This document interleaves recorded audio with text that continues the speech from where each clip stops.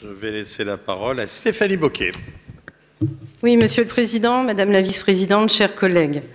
Dès novembre dernier, nous déplorions que l'appel à projet Insertion et Emploi 2022-2025 soit trop axé sur du coaching et sur une seule logique d'insertion professionnelle, sans distinction avec l'insertion sociale. Depuis, nous voyons bien que l'exécutif de cette Assemblée est dans une logique comptable et gestionnaire qui, de fait, privilégie le retour à l'emploi des allocataires du RSA qui en sont prêts, aux dépens de celles et ceux qui en sont éloignés. On constate ainsi une baisse de 4,6 millions d'euros dans le soutien aux partenaires par rapport à l'appel à projet précédent. Ceci allié à une politique de contrôle stricte et de radiation qui permet de faire des économies budgétaires et de la communication politique en montrant des chiffres en baisse. Or, les sorties vers l'emploi se font le plus souvent vers des emplois précaires. Il est vrai que l'accompagnement social demande plus de temps sur lequel il est difficile de faire de la com-pol. L'accompagnement social est pourtant au cœur des compétences du département. Madame la vice-présidente, en commission lundi dernier, vous disiez que le département du Nord ne supprimait pas de places, que c'était le nombre d'allocataires qui baissait. À nouveau cette question. Quelles dispositions comptez-vous mettre en place pour renforcer la lutte contre le non-recours au RSA ? Comment allons-nous accompagner les personnes au profil très social? Les objectifs imposés aux partenaires seront-ils atteignables pour ce public?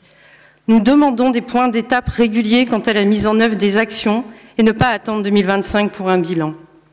De plus, la logique de réinternalisation de l'accompagnement social via les MDIE et Coach Emploi, au détriment des partenaires locaux qui interviennent au quotidien dans la proximité, partenaires locaux que vous appelez opérateurs et que sont les associations, les acteurs de l'insertion par l'activité économique, les missions locales ou encore les plis, et qui ont un réel capital d'expérience engrangé. Oui, cette logique vient impacter l'avenir même de ces structures, vient les mettre en difficulté financière. Certaines vont devoir licencier et ou vont devoir quitter un territoire.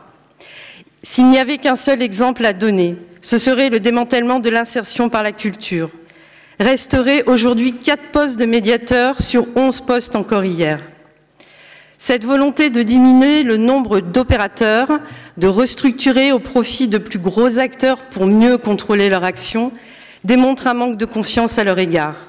Ils participent pourtant d'un véritable service public territorial de l'accompagnement et de l'accès à l'emploi durable.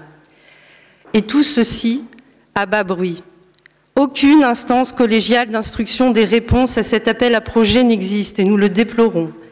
Nous avons demandé les projets non retenus. Madame la vice-présidente, vous nous avez répondu que cela créerait trop de travail au service. J'ai alors juste demandé la liste des projets non retenus, pas les dossiers. J'ai eu une réponse toujours négative ce matin par mail à 10h27.